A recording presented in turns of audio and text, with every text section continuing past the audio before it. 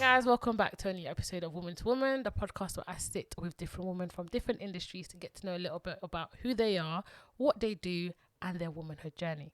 And today I'm sat down with the amazing, lovely, superstar girl, DJ Yuki, as known. So if you would love to introduce yourself, who you are, what you do for those that don't know you, and then we'll jump straight into the questions because we have a few to get through. So I'm DJ Yuki. I am a DJ and producer. I'm from London. I've been making music for a while now. So yeah, I'm excited. What's a while? Oh, but listen, like it's we'll get to it. But honestly, girl band days. I was in a girl band. Yes, I was in a girl band. Wow. And I transitioned into DJing, production. I'm gonna be singing on stuff now as well. Yeah, because your new song had a bit of vocals. I was like, that was me. I'd like to take full credit, but that was not me. But it's coming. It's coming, yeah. I can't wait. Cool. So before we get into all the nitty gritties and lovely stuff, a question that I ask every single woman that I sit down with is, what does womanhood mean to you? Okay. Well. You can look at me like, what? She said conversational.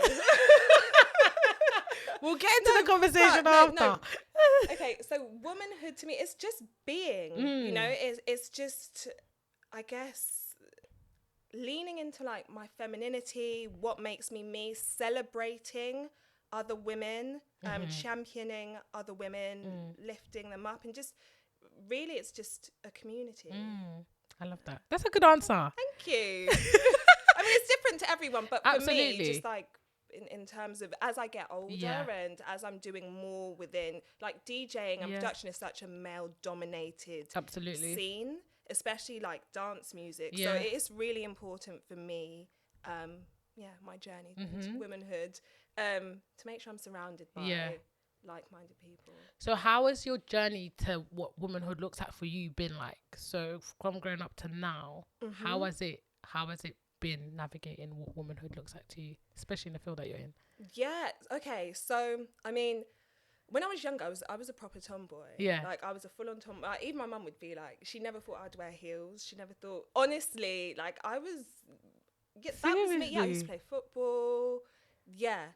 So when did that change? When do you still play football? No. I don't mind watching it now, please. That went. I feel like I only played football to get in there with the guys anyway. To be honest, to be perfectly honest. But I think when I was about like 13, 14, because I was tall. I'm like 5'7" now, by the way. Yeah.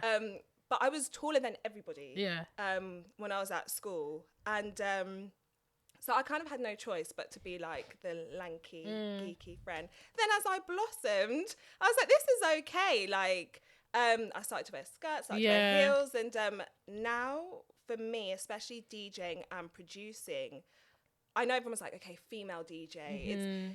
When I first started, it would kind of be like a novelty. Yeah. And you'd get booked as like, okay, she's a female DJ.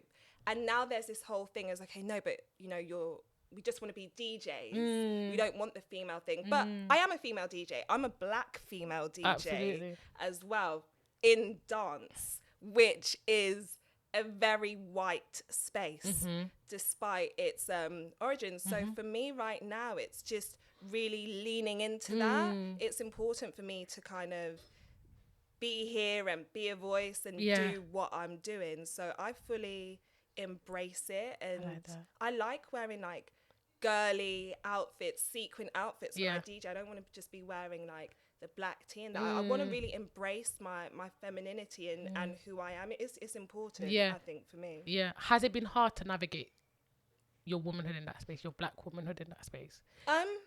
Yeah, do you know what? I'm very assertive. I didn't realise this before. I didn't. You give me that though.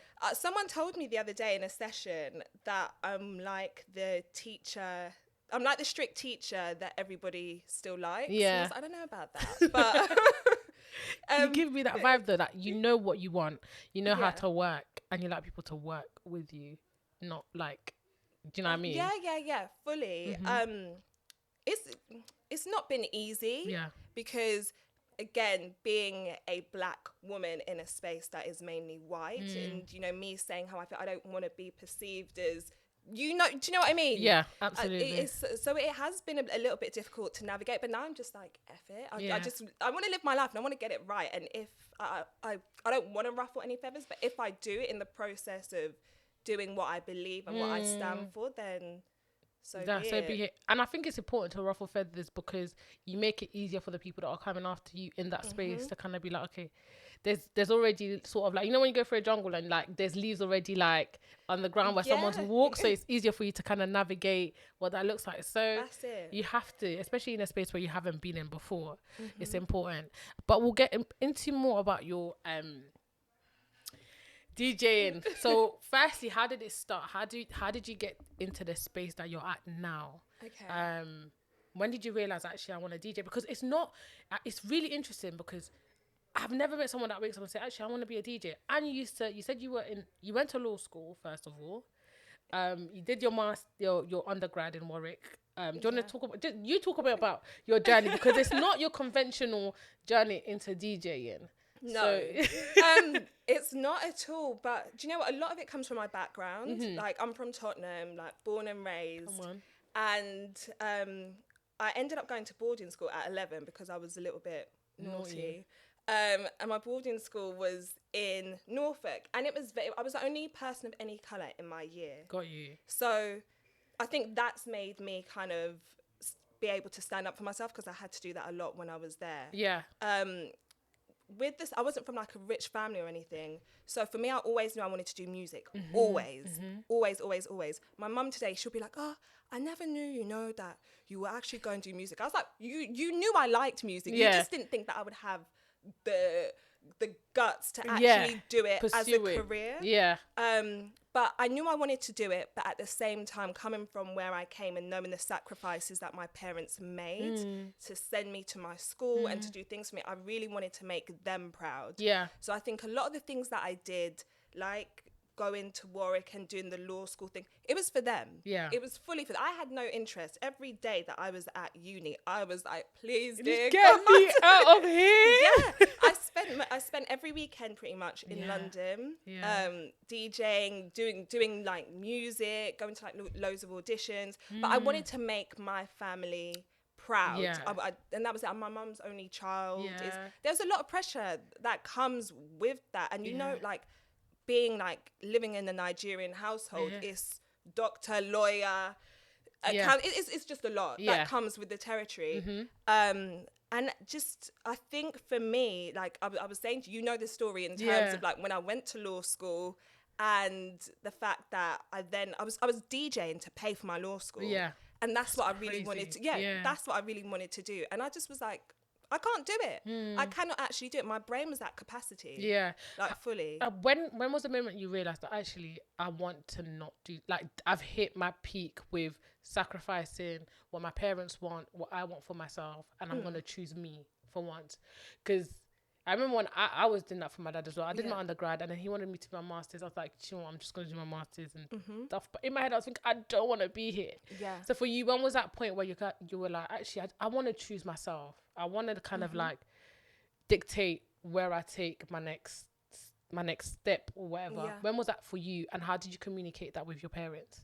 So I was in law school and I'd be there in the lessons and just hating life. Yeah. And I was getting like the most amazing like messages come through in terms of like DJing, gig opportunities, like, oh, you can go to Ibiza and do whatever. And just something inside was like, if it's not now, I will never do it. I will always, like, I can't turn down these opportunities because I've got because I've got exams, and if I don't go now, I will just always be here. Yeah. And that was it. So, I mean, listen, my my mum was like, okay, it's your life. My dad, till this day, right, my dad still does not fully accept. He doesn't accept it. It was a conversation that I had with him, and it's so weird that it was like he was there, but he was not there. Like he wasn't taking, because imagine like for me to go to like my schooling, my dad worked 2 jobs, and then obviously like I was like when I went to do law school, she's a lawyer, she's a listen. Before you even graduated, they were telling their friends. Yeah. So it was like, and then me coming and being like, so I've decided I'm gonna DJ. It was like, it was just a lot for Did they even, because with parents understand a few words, like, especially African first generation, they understand dancer, singer, but for you to come and say DJ, did they understand what it entailed? Or for them it was just like, this is beyond my capacity to even understand why you're making this decision? So this is the thing, right? My dad is actually where I get my love for music from. So my dad like really likes disco, like he raved, he really likes acid house, and I grew up listening to all of that, so he got it. But then when I said I'm gonna be a DJ, my dad had it like, she's gonna be in the club taking coke, like she's gonna be like, that's all my dad, that's all he saw. And that's what he said to me. He's like, so you're on drugs? No, I'm a DJ. I'm DJing. So you're taking drugs? When did it, like that is legit, like all he heard.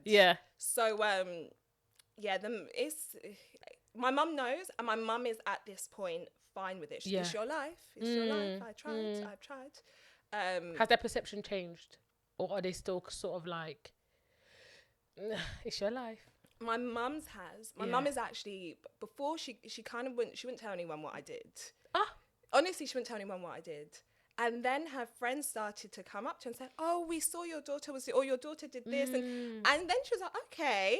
And would start to tell people. And it has changed. Although the other day, something really interesting happened. She went to the dry cleaners and she was talking to them about me. And she's like, oh, my daughter's a DJ. And that made me really happy. And then the guy was like, that's nice, but what's her plan B?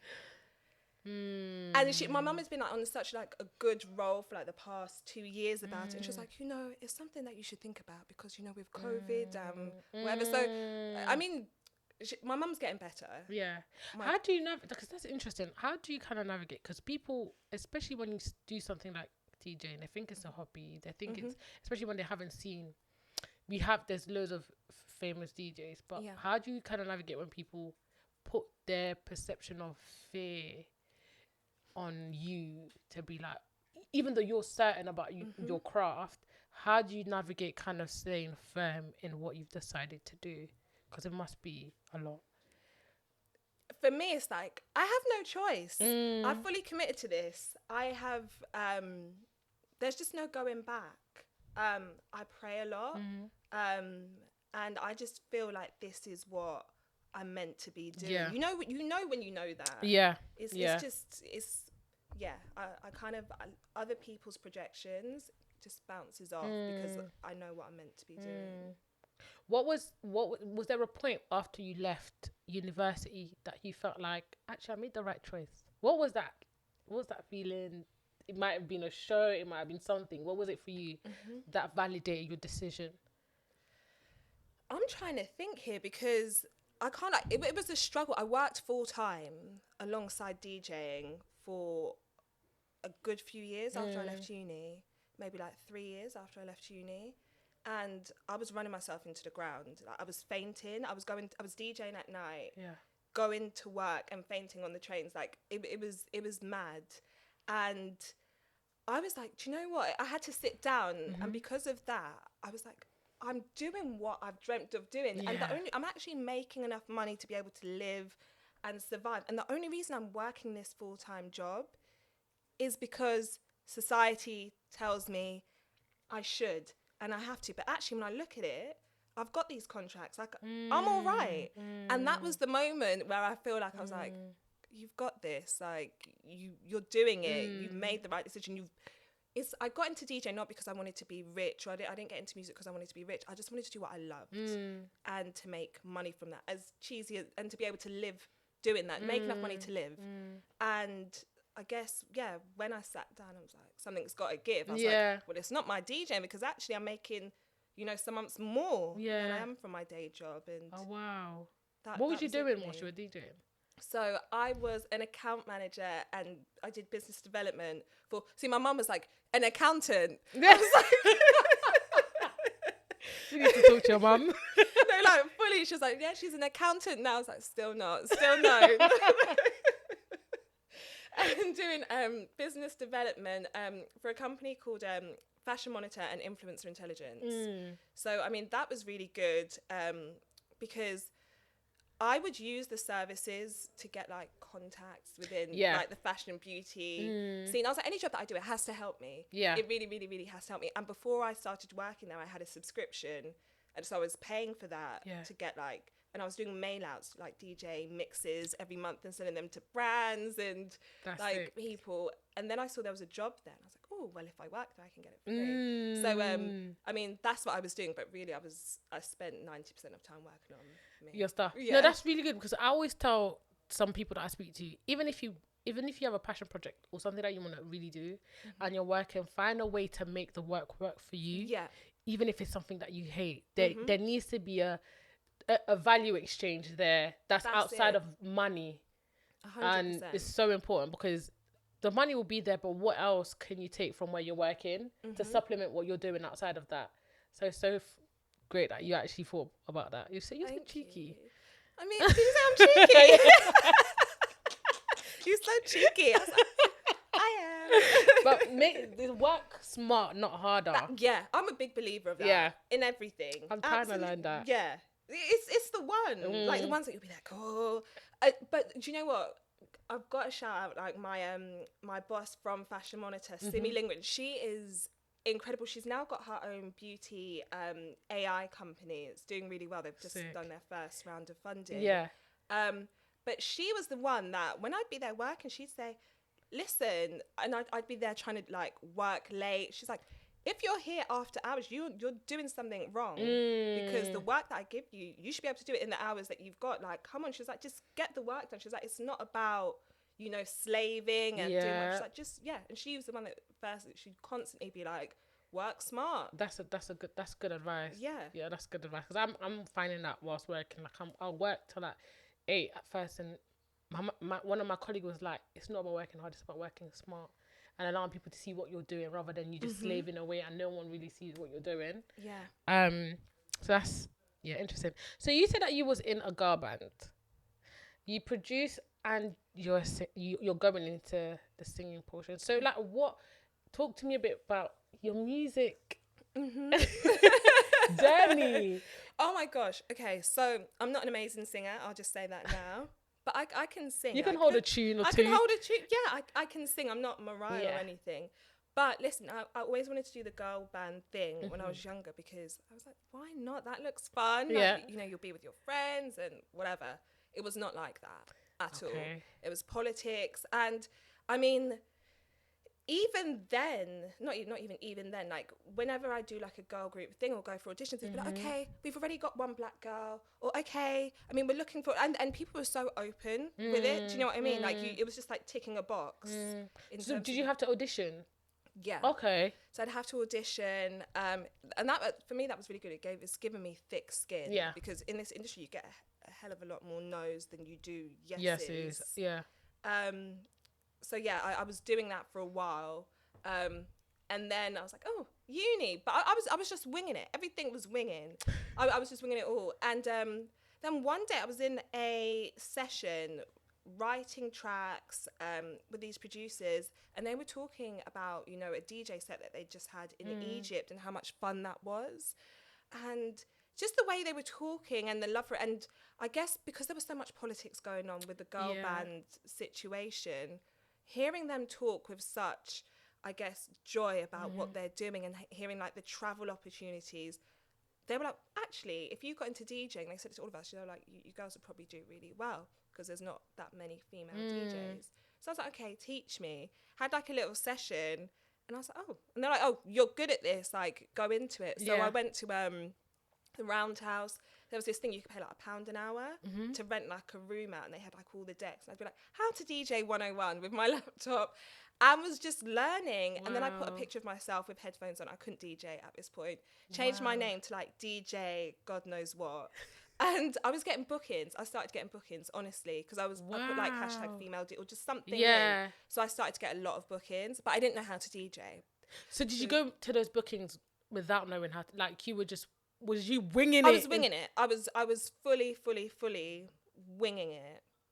Wow. In life. But I mean, it worked. No, it did work. It was there ever a point where you got, a lot of people talk about imposter syndrome when they start something. Was there ever a point where you feel like, what the hell have I got myself into? To be honest, I get that every now and then. I do. Like, every time I reach like a milestone, I feel like, oh, do you know what I mean? Like, can I? What is the most recent milestone that you reached that you was like, oh? Okay, so I'm writing a lot more now, in terms of doing like the production. So I love that. Yeah. But writing is something that I've always done. Yeah. And touch wood, I can't say, I've got like potentially like my first like big cut in terms of writing.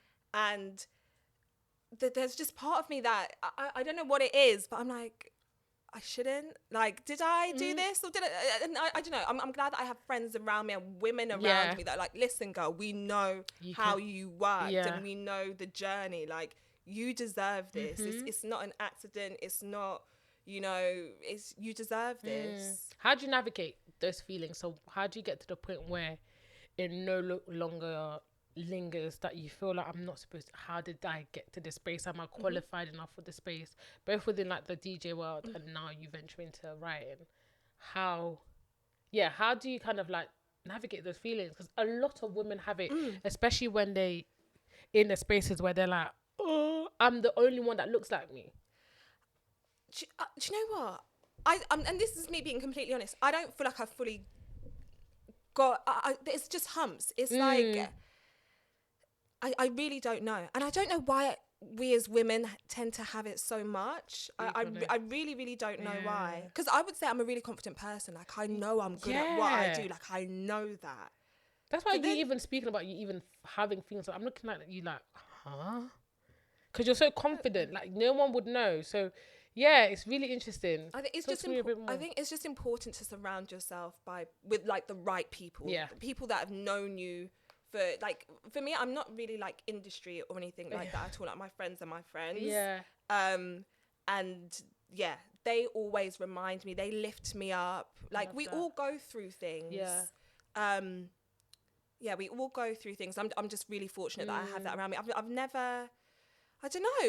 Now that you said it, I'm like, why do I? I really don't know, because I can't. You're checking yourself. I can't put my finger on what it is, but I do have those moments whenever I reach like a milestone. Whenever I reach a new milestone. Do you think? I'm trying to think why as well, because I feel like I speak to so many women who say that they go through that. Do you feel like it's because we never think we're gonna get there? Like, is it that we don't think, actually the things that I've prayed for, I'm there, I'm living it, and it's kind of like, okay, what's the next? I don't know what it is, right? Because for me, I'm like, I'm gonna win a Grammy. I know I'm gonna win a Grammy. But then listen, if once I get that nomination, I know I'm gonna be here like, but did I just don't know what it is. I really don't know what it is. You're probably thinking, what's after this Grammy and Oscar? What's after this? There's some kind of anxiety. There's something. Yeah, wired in women to kind of keep us. I think that's what keeps us humble. Yeah. I don't know, it's our superpower, maybe. Maybe that's it. Maybe because as confident as I am, maybe if I didn't have that, I'd be like, I don't think I ever would. But do you know what I mean? It's just, I don't know.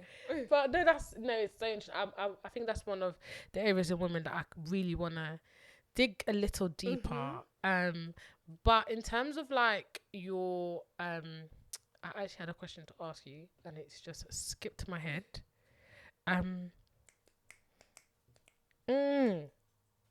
My mind has gone so blank. What was I gonna say? It'll come.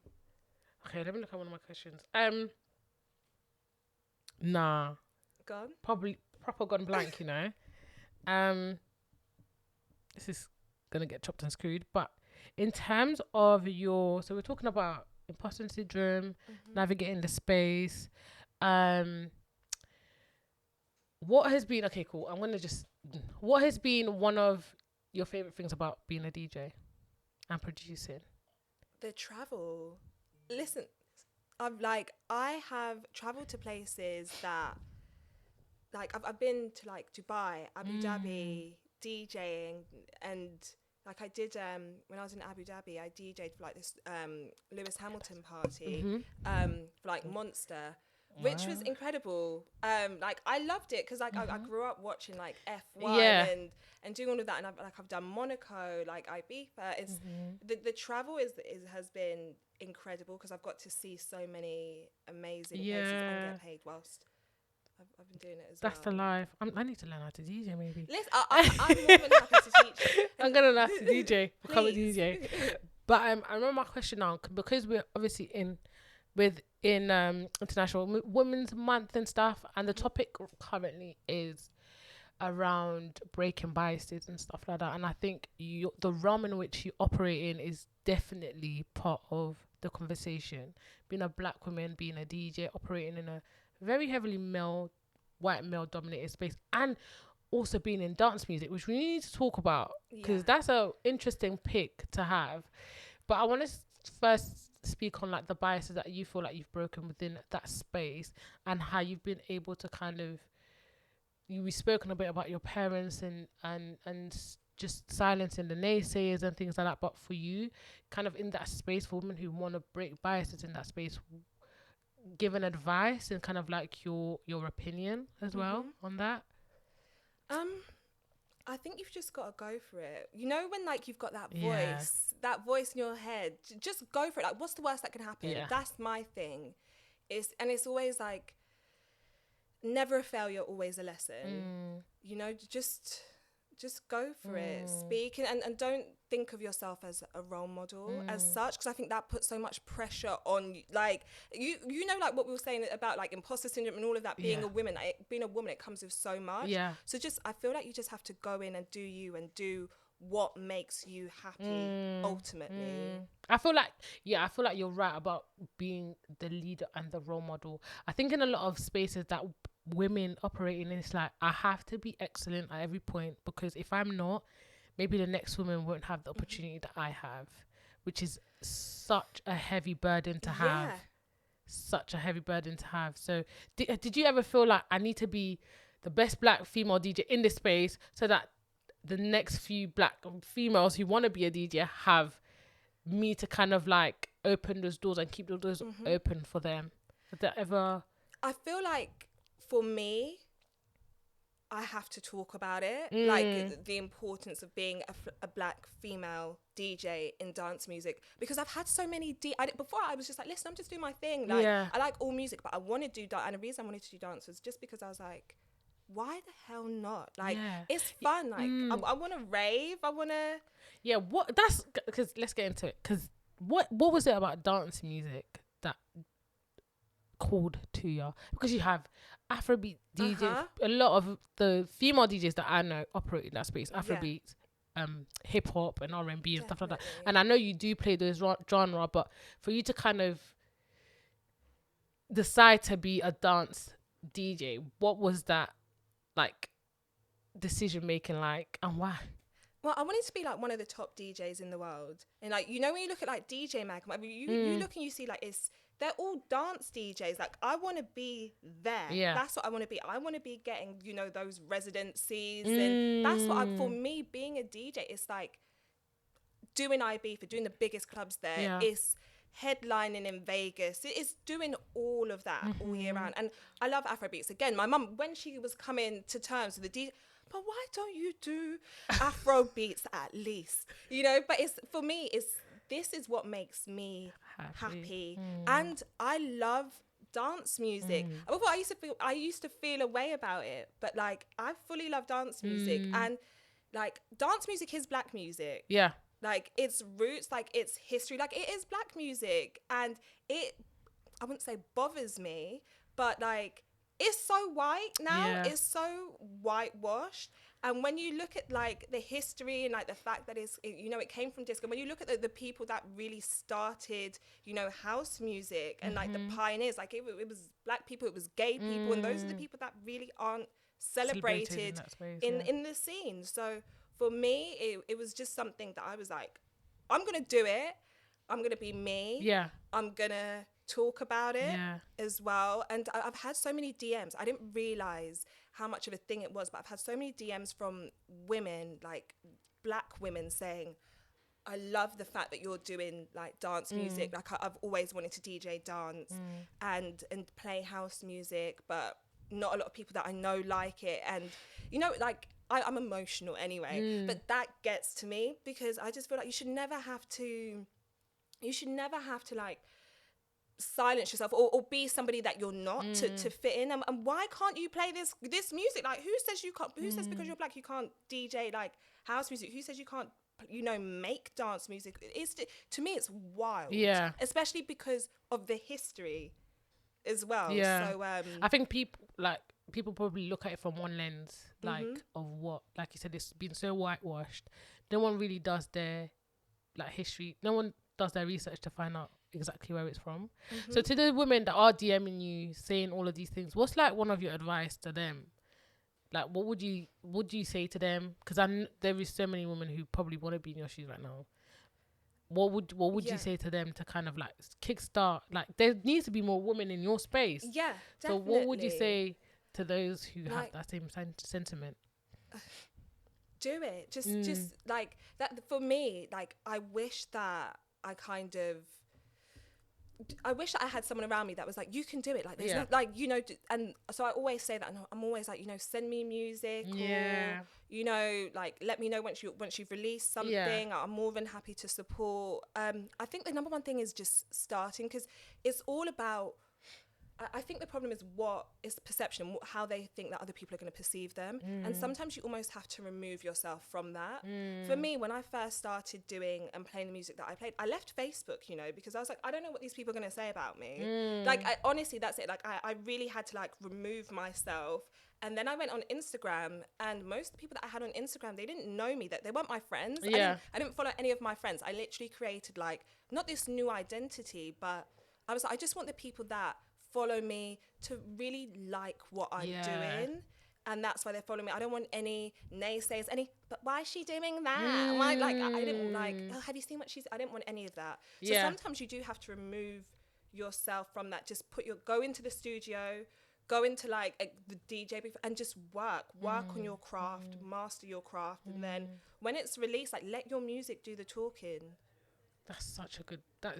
And I think that can be said about a lot of things, because I feel like a lot of people start things and they're scared of what other people will say. I remember when I started like Woman to Women, I was at uni and I was thinking, oh my god, what are people gonna say? Like, oh my god, you're gonna say I'm not qualified, I shouldn't be doing this, why am I doing that? And I was so scared. And like you said, I had to kind of like just hush the naysayers and just do and let the work speak for itself. So I think that is so integral in like starting your journey and doing something, because I've read a quote that said you could be the juiciest peach on this earth and someone will still not like peaches. So if you kind of like keep to what other people think of you, expect you to do, you'll be stuck in a place where you're following the crowd, you're still chasing what people want you to do, and that doesn't work. It doesn't work at all. It doesn't. You've got to feed your soul first, or you'll start starving, and then you'll look for other people to validate everything that you do. Like, it's like even going to uni, my dad was like, I want you to go to this uni, I want you to study this. I had to be like, nah, I'm gonna do my own thing, I'm so sorry. And I had to. Well done. I had to. So your story is kind of like, I'm thinking, it's quite similar to mine in terms of like, your parents will always have something to say, people always have something to say, you kind of have to choose yourself. And I feel like that's a theme in your journey. Like, you've kept choosing yourself. Like, you found a moment where it's like, actually, I want to do what I want to do. I want to like follow my dreams and my way of living. And a lot of women can't do that. You know what? There's just so much. There's so much. Like, with me as well. Like, there was a point when I was working and I had fibroids. And I had them bad. So again, imagine like I'm DJing, I'm going to and doing this 9 to 5, and then I've got this condition as well, which is like causing me so much pain. And I had surgery, so I got them removed. And whilst I was recovering, like all I would get would be like text messages and like emails from like my work. You know, so when are you coming back? And blah blah blah blah blah. And that's when I was like, like, listen, you people don't understand. Like, I nearly died. Yeah. You don't understand, because I had complications following the surgery. So they expected me to come back, like, on a date. Yeah. And then I got rushed to hospital because I had internal bleeding. So I got rushed to hospital. They had to like operate again. Yeah. And I was like, okay, but are you coming? And I was like, no. Listen, you Yeah. know when you kind of, it wasn't like a near like death experience, but I just had an experience when I was just like, I really, really have to do what makes me happy, because listen, if God forbid anything happened to me in that operating theatre, they would have been like, well, you know, she was a lovely worker, but, you know, we've got to get somebody to replace her. Like, it's just life, right? Like, it's life. So I had to put, that was a key moment for me in terms of me putting myself first and doing what makes me happy. It's so important. Oh my gosh. Life is short. Life is so short. And especially with everything that's going on in the world right now, it is so important to just hold on to what matters. What do you want to do? What do you enjoy doing? Yeah. What space do you want to operate in that like encapsulates who you are as a person? And you do it so beautifully. I know you're like hard on yourself and you're thinking, what am I doing? Oh my gosh. But no, honestly, you're doing amazing. So for those I don't know, we met on the set of Cleopatra's World, which is run by an amazing friend of mine called Alexandra, and Yuki knows her as well. And I think when I met you there, I was like, oh my god, what does she do? And then you were dressed, because you were wearing a dress and stuff, right? You wasn't. Yeah. Oh my gosh, she's so elegant. They had her fancied up, and then I hear you're a DJ. I'm thinking, oh, okay. And then since then, I've been following like your journey and stuff. I think I'm just giving a background because I haven't following your journey and stuff, and I've just been like, oh my gosh, you're doing amazing. And you just released a track and stuff. Yes. How has that been like? What was the response been like? Because I think that's when I properly understood what you do, what your sound looks like, and it was like, oh, makes sense. Makes sense. No, I'm so glad, number one, that we met. Like, I really am, because your spirit is just really and truly, like this to me is like womanhood. Like this is what it's about. Do you know what I mean? Like you meet someone and you're like, oh, like you just gravitate, and absolutely. Like I appreciate the fact that like you fully, even on that day, like you were gassing me up. Like, you know me in that dress, I was like, I don't know, like. No, I was like, no. Why did they bring a dress like that for me? Because you looked amazing, honestly speaking. No, so. It's just, it's all about like the celebration. Absolutely. And, it's just, no, sorry, like I said, I'm emotional. I'm really emotional. Yeah. And I'm realizing more and more just like how important it is to have good like women like around you, even in terms of like the DJ world. It's like, I want there to be like as many like black female DJs doing what I'm doing. Like we can all exist in the same world, like we fully can. And it's that, so even when you're like, you know, you're joking about the DJing thing, I'm like, please sis, do it, like that's how it should be. So then what So I didn't even answer your question.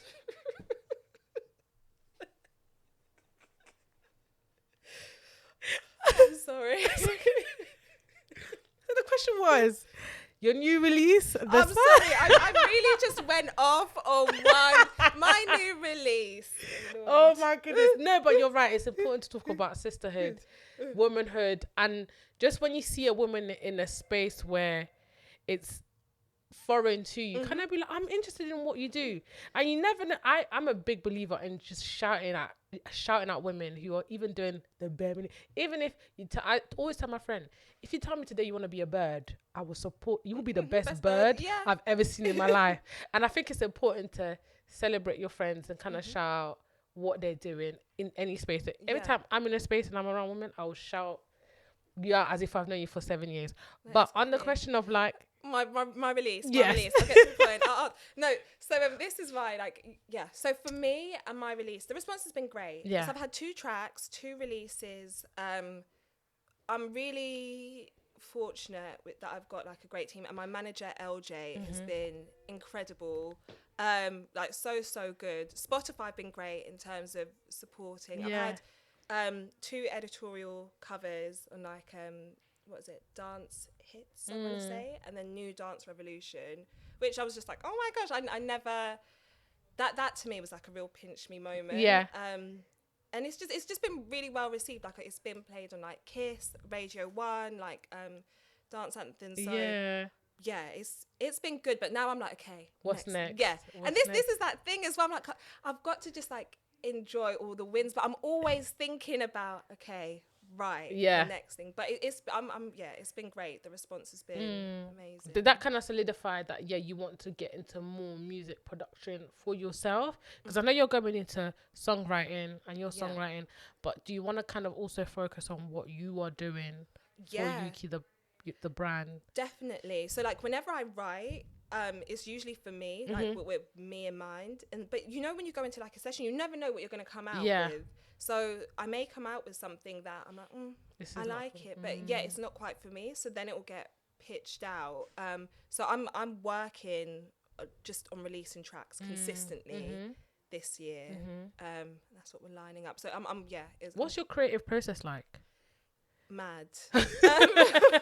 It's not, I guess, like, because you're creative. Like, for me, I wake up sometimes in the middle of the night and I'll just have this idea or like this, like, I don't know, this melody or something, and I've got to write it down or I've got to put it in like voice notes, and then it'll be playing in my head, and then I'll kind of think, okay, right, I've got to get in with this person because I know they'll know what I mean, and I've got to get that person. I love to be surrounded. I may have an idea, but then for it to be fully executed, I've got to be like in a room with people, bouncing ideas like off each other, and I love that. I really, really do. You're a collaborative person.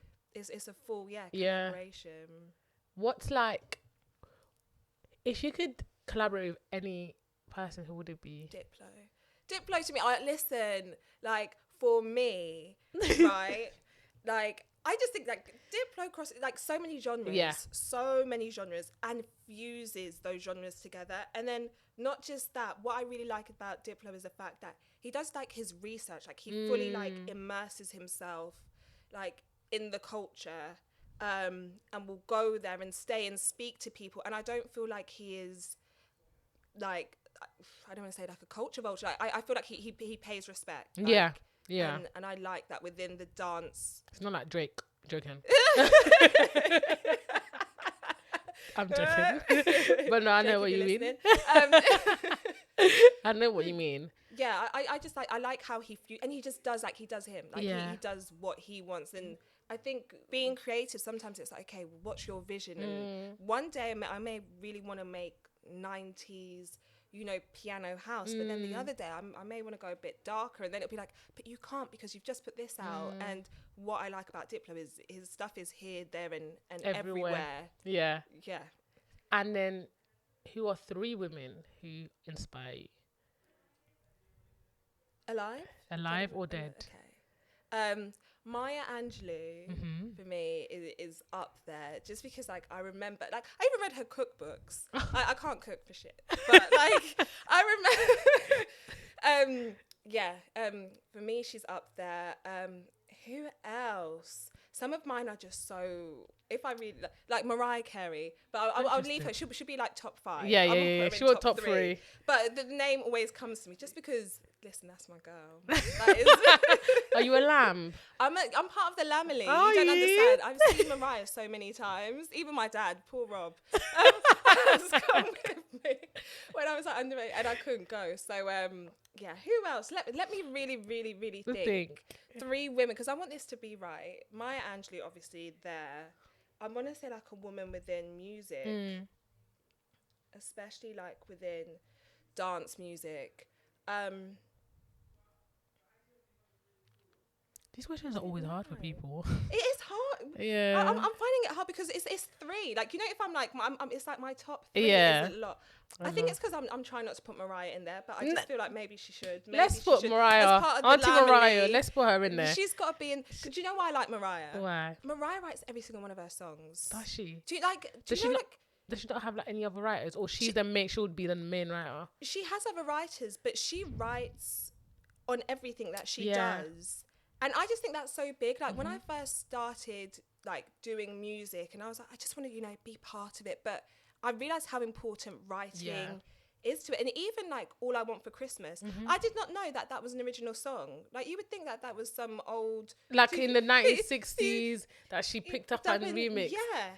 Like, wow. I love the fact that she has like one of the actually I say one of the most, I think she has the biggest vocabulary in terms of songwriters, like the words that she manages to get in like incessantly, and she's just with it. That's my girl. So, yeah, Mariah number 2, one more. Let's get it. Oh, it's cheesy, but do you know what? I would say my mum. I would say my mum because put auntie in there, even though she's been giving us a headache. She's been giving me headache, right? But even the fact that I think, okay, obviously that she came over here in the 70s, even the fact that she can now go to people and be like, my daughter's a DJ and stand in that's a lot. Yeah. Like that really, really is a lot. And she raised me in such a way to be confident in who I am and to really know myself and it shows. Thank you. Yeah. Thanks, Mum. And to be honest, if I didn't put her in here, she would be like, she would have words. Save the best to last. But no, like I feel like my mum raised me really, really well. Yeah. In terms of just knowing who I am and just valuing myself. That is the perfect way to end it. But I just wanted to ask, what's next for you? What are you releasing next? You can't obviously tell us the project that you're working on and who you're writing for. But what's next? What can people look out for you? Because I feel like, honestly speaking, online, I'm just like flipping out. Like, she's doing great. So what's next for you? Like, let the people know. Music. Yeah. So I'm releasing my first track actually of this year in April. Should be April 15th. Okay. Very soon. So hopefully. Soon. Oh, you signed? I'm working with different labels at the moment. Is this like distribution or is it just like... No, so it's... right now, the track that's coming out on the 15th is with New State, and they are an independent dance label. I think they're like the oldest independent dance label in London, I think.